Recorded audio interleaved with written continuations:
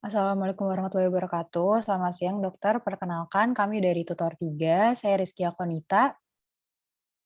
Saya Mahfazah Salsabila. Saya Michelle Audrey Varela. Dan saya Muhammad Hanafi.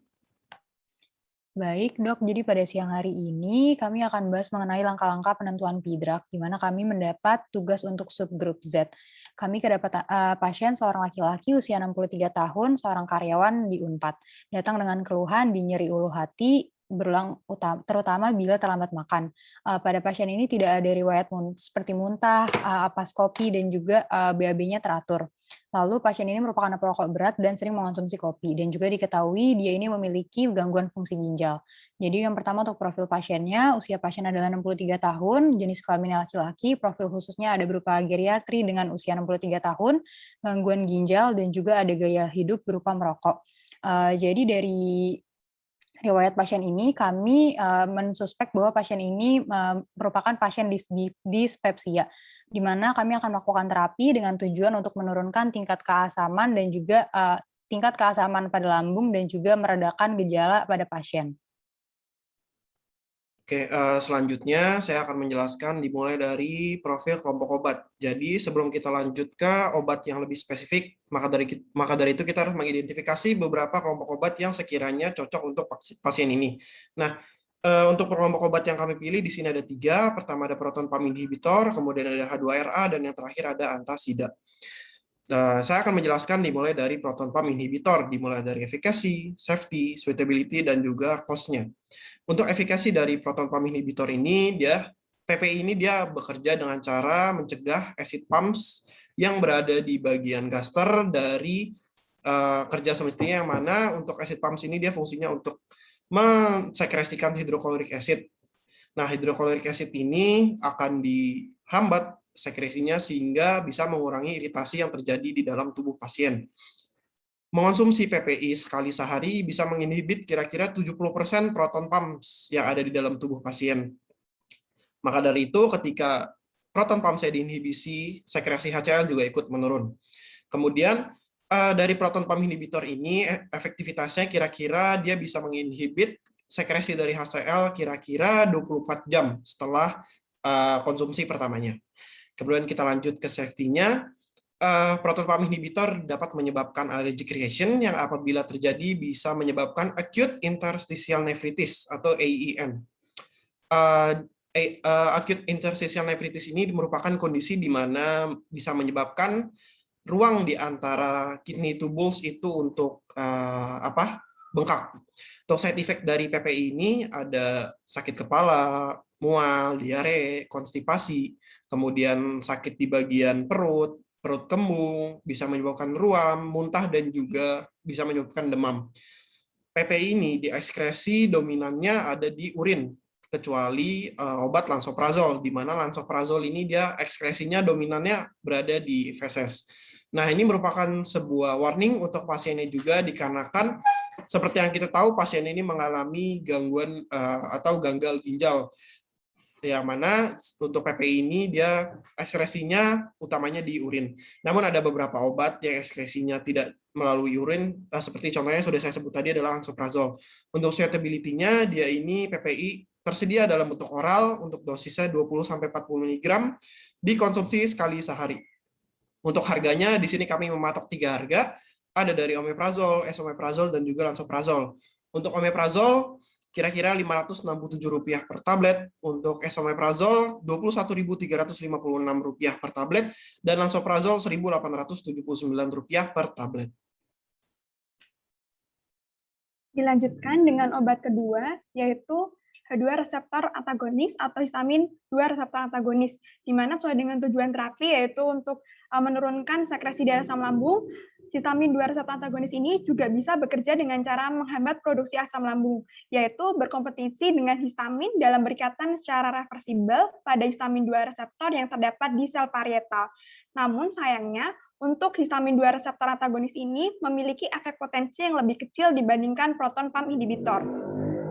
Jika dilihat dari efikasinya juga, histamin 2 reseptor antagonis bisa menghambat sekresi asam hingga 70%, dan mampu menghambat produksi asam ketika malam hari. Sayangnya untuk durasi kerja dari hambatan asam ini hanya bekerja sampai 6-10 jam.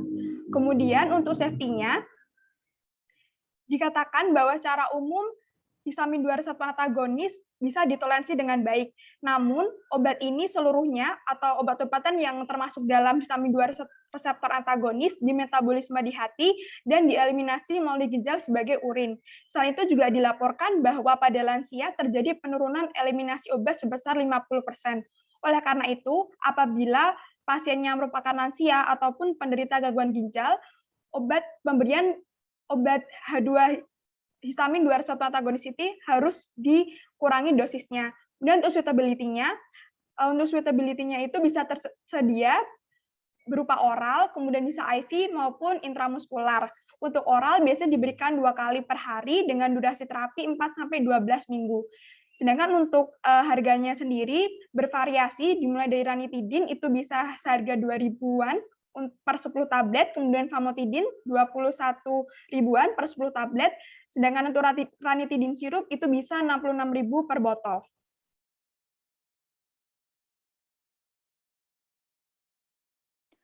Lalu yang terakhir ada pilihan berupa antasid, di mana antasid ini merupakan basa lemah yang nantinya akan bereaksi dengan gastric hydrochloric acid yang nantinya akan membentuk garam dan juga air, sehingga asam lambung itu dapat ternetralisasi sehingga menurunkan menurunkan keasaman pada lambung. Di mana untuk antasid sendiri ini single dose-nya apabila diberikan 1 jam setelah makan itu, dia akan efektif untuk menetralisasi gastric acid kira-kira sampai 2 jam ke depan. Di mana untuk safety-nya sendiri, untuk antasid sendiri ini terdapat 4 tipe. Yang pertama ada sodium bikarbonat, lalu ada kalsium bikarbonat, dan juga ada magnesium serta aluminium hidroksid. Untuk sodium dan kalsium bikarbonat ini dia ini bisa menyebabkan metabolic alkalosis apabila diberikan dalam dosis tinggi atau bisa juga menyebabkan metabolic alkalosis pada pasien dengan renal insufisiensi. Dan juga untuk dosis yang berlebihan baik sodium maupun kalsium karbonat ini nantinya dapat yang apabila dikonsumsi bersamaan dengan calcium containing dairy product itu nanti dapat menyebabkan terjadinya hiperkalsemia, renal insufficiency, dan juga metabolic alkalosis. Kalau tadi itu side effect yang dihasilkan oleh sodium dan kalsium bikarbonat dan karbonat, sedangkan untuk yang magnesium dan aluminium hidroksida itu mereka berdua ini nantinya akan diabsorpsi dan kemudian akan diekskresikan oleh ginjal, sehingga pasien-pasien dengan renal insufficiency ini disarankan untuk tidak mengonsumsi magnesium dan aluminium hidroksida secara long term. Di mana baik keempat dari kelas ini semuanya itu berhubungan dengan kondisi pasien. Pada pasien kita ini terdapat renal insufficiency sehingga sebaik mungkin kita harus menghindari pemberian antasid pada pasien karena kita consider untuk renal insufficiency pada pasiennya. Di mana untuk sediaannya sendiri ini biasanya berupa oral, ada bentuk tablet dan juga bentuk suspensi atau sirup. Di mana untuk frekuensinya sendiri ini 4 DD pada saat perut itu kosong atau bisa juga 1 jam antekoenam ataupun 2 jam postkoenam. Di mana untuk harganya sendiri kira-kira untuk sirup botol dengan ukuran 60 ml itu harganya sekitar kurang lebih Rp13.000, sedangkan untuk yang tablet itu kira-kira harganya kisaran antara Rp2.000 sampai Rp6.000 untuk 10 tabletnya.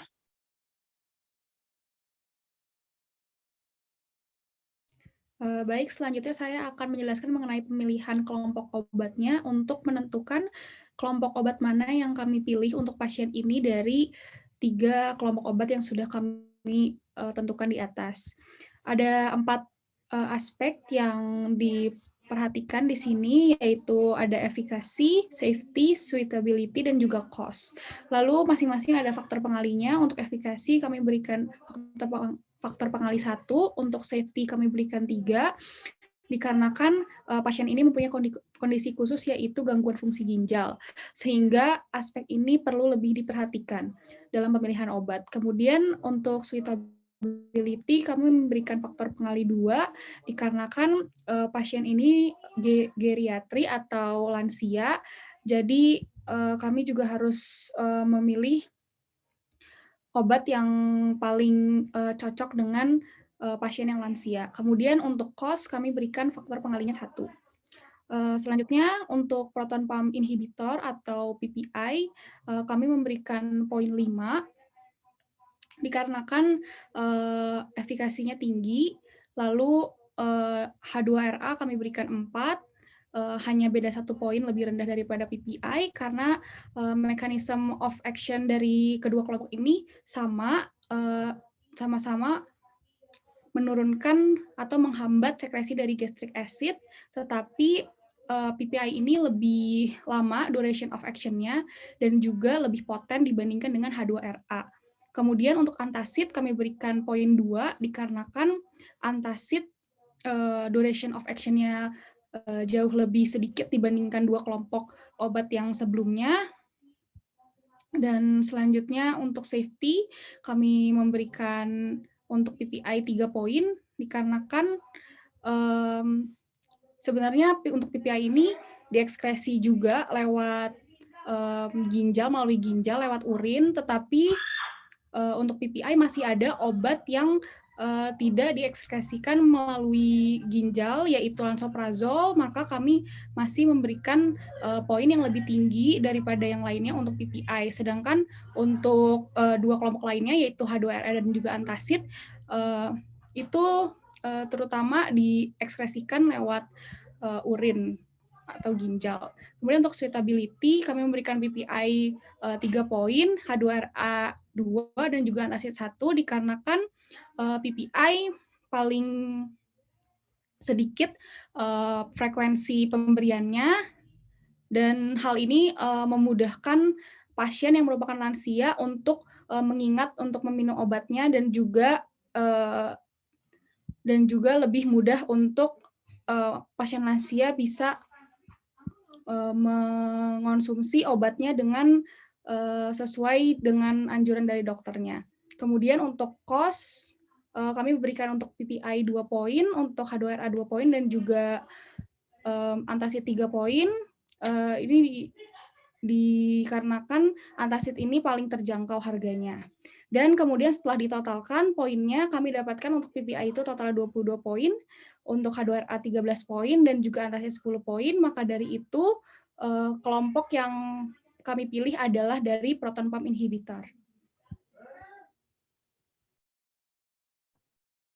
Baik, akan saya lanjutkan. Berdasarkan tabel pemilihan obat di atas, maka bisa disimpulkan kami akan memakai kelompok obat yaitu protein pump inhibitor.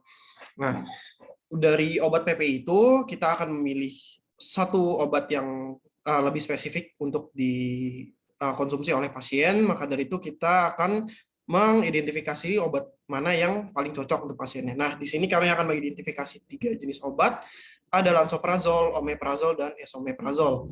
Saya akan menjelaskannya dari nomor 1, dari lansoprazol. Jadi untuk efikasinya sendiri, ketiga obat ini tidak berbeda jauh, namun yang paling berbeda itu nanti di bagian safety dan juga suitability dan juga cost-nya. Jadi untuk efikasinya sendiri dari ketiga obat ini kira-kira sama saja, itu untuk mengurangi sekresi dari gastric acid dengan cara dia mentarget H+, K+, ATPase, yang mana dia itu merupakan enzim yang mengkatalisasi dari sekresi asid di bagian parietal cells dari gaster. Nah, untuk safety-nya ini mungkin agak berbeda. Untuk obat omeprazol dan esomeprazol itu lebih ke arah ekskresinya di bagian urin, namun untuk lansoprazol ini di urin itu hanya 14-23%, dan sisanya itu kurang lebih ada di feses. Ada di liver dan menuju ke feses. Nah, untuk side effect-nya ini dari lansoprazol kita bagi 2, ada yang umum dan juga ada yang bisa dianggap kurang umum. Dari yang umum ini seperti diare, kemudian gatal-gatal, dan juga mungkin ada sedikit ruam di bagian kulit. Untuk yang kurang umum ini dia ada bisa terjadi kenaikan ataupun penurunan dari nafsu makan, kemudian radang sendi menyebabkan sakit, mual-mual, muntah, dan juga rasa sakit di bagian perut. Untuk sediaannya dia ini kira-kira oral 15-30 mg. Untuk frekuensinya bisa 1-2 kali sehari. Untuk durasi terapinya ini kira-kira 1-12 minggu. Untuk harganya dalam sediaan 30 mg itu kira-kira Rp1.800 per tablet. Kemudian untuk omeprazol sendiri yang membedakan tadi safety-nya, di mana eliminasinya 77% melalui urin sehingga tidak dianjurkan pada penderita gangguan ginjal. Kemudian untuk dosis itu bisa oral 20-40 mg dengan frekuensi 1-2 kali per hari dengan durasi 4-8 minggu, di mana untuk harganya sekitar 567 per tablet.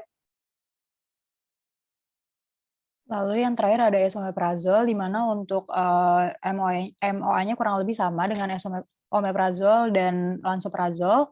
Yang membedakan adalah dari bagian safety-nya. Untuk esomeprazol ini sendiri, sekitar 80%-nya itu akan diekskresikan dalam bentuk inaktif metabolit ke dalam urin, sedangkan sisanya baru diekskresikan dalam bentuk feses. Di mana akibat dari banyaknya jumlah yang diekskresikan melalui urin, esomeprazol ini tidak disarankan untuk orang-orang dengan severe liver disease, lalu juga osteoporosis, serta yang paling penting itu kidney inflammation, karena pada pasien kita ada gangguan ginjal. Di mana untuk sediaannya sendiri itu biasanya oral, untuk dosisnya sekitar 20-40 mg, untuk frekuensinya dapat diberikan 1-2 kali per harinya, dengan durasi terapi sekitar 4-8 minggu. Lalu untuk harganya sendiri, untuk esomeprazol ini, untuk tablet 20 mg, itu harganya kurang lebih sekitar 21.000 per tabletnya. Baik, selanjutnya saya akan menjelaskan mengenai penilaian terhadap 3 obat tadi. Jadi untuk faktor pengalinya tetap sama seperti yang sebelumnya dan ada 4 aspek tadi. Jadi untuk aspek efikasi untuk lansoprazol, omeprazol, dan esomeprazol kami memberikan semuanya 5 poin dikarenakan mechanism of action dari ketiga obat ini sama dan efikasinya sama tinggi semuanya. Kemudian untuk safety, kami memberikan untuk lansoprazol 4 poin, yaitu paling tinggi dikarenakan hanya 14-23% dari lansoprazol yang dieliminasi melalui urin. Kemudian untuk omeprazol itu 2 poin dikarenakan lebih tinggi jumlah obat ini yang diekskresikan lewat urin. Kemudian untuk esomeprazol kami memberikan 1 poin dikarenakan cukup tinggi kadar dari obat ini, yaitu 80% yang diekskresikan melalui urin. Dan juga terdapat kontraindikasi untuk obat ini, yaitu kidney inflammation, mengingat kondisi pasien ini yang mempunyai gangguan fungsi ginjal. Kemudian untuk suitability, kami memberikan poin yang sama untuk ketiga obat ini, yaitu 2, dikarenakan semuanya mempunyai frekuensi pemberian 1-2 kali sehari, dan rute administrasinya semuanya oral. Kemudian untuk cost, kami memberikan 2 poin untuk lansoprazol, 3 poin untuk omeprazol, dan 1 poin untuk esomeprazol. Dilihat dari keterjangkauan dari masing-masing obat ini. Maka selanjutnya kami mentotalkan poin-poin yang sudah kami berikan dan dapat dilihat bahwa poin yang paling tinggi itu ada di lansoprazol, yaitu 23 poin, sedangkan omeprazol 18 poin dan esomeprazol 13 poin. Maka dari itu kami dapat menentukan bahwa lansoprazol ini adalah pilihan obat yang akan kami berikan untuk treatment pasien ini. Dilanjutkan dengan penulisan resep. Pada penulisan resep ada beberapa unsur wajib yang minimal harus ada pada resep. Yang pertama adalah identitas penulis resep yang terdiri atas nama penulis atau nama dokter, kemudian surat izin praktek, SIP maupun spesialisnya, dan juga alamat penulis pembuat resep. Kemudian yang nomor 2 yaitu tempat tanggal pembuatan resep, yaitu kita menulis resepnya pada 15 September 2021 di Jatinangor. Yang ketiga itu ada superscription, ditulis dengan simbol R yang artinya ambillah. Kemudian ada inscription. Untuk inscription ini adalah inti resep obat yang berisi nama obat dan kekuatan obat. Di sini nama obatnya adalah lansoprazol dengan kekuatan obatnya yaitu 30 mg. Dilanjutkan adanya subscription, di mana subscription sendiri merupakan bentuk sediaan obat dan juga jumlah obat. Bentuk sediaan obat berupa tablet dan jumlah obatnya yaitu 7. Jumlah obat bisa diperoleh dengan cara mengalihkan lama terapi dikali frekuensi pemberian dikali dosis pemberian. Untuk lama terapinya yaitu 14 hari, kemudian frekuensi pemberiannya yaitu 1 kali per hari, sedangkan dosis pemberiannya yaitu setengah tablet, sehingga didapatkan untuk jumlah obatnya yang dibutuhkan adalah 7, di mana jumlah obat ditulis dengan angka Romawi. Kemudian ada signatur atau tandailah, di mana signatur ini berisi informasi terkait penggunaan obat.